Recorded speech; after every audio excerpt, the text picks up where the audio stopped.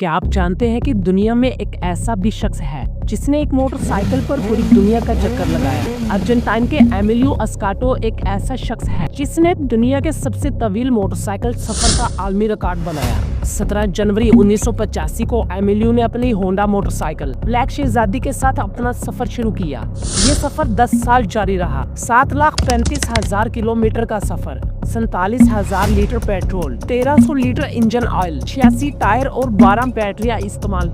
Emilio को 214 ममालिक और आज़ाद इलाकों का दौरा करने में बेशुमार मुश्किलात का सामना करना पड़ा, लेकिन इन्होंने हिम्मत नहीं हारी। अप्रैल 1995 को एमिलियो घर वापस आए और दुनिया को बताया कि अगर इंसान में जुनून हो तो कोई ख्वाब नामुमकिन नहीं।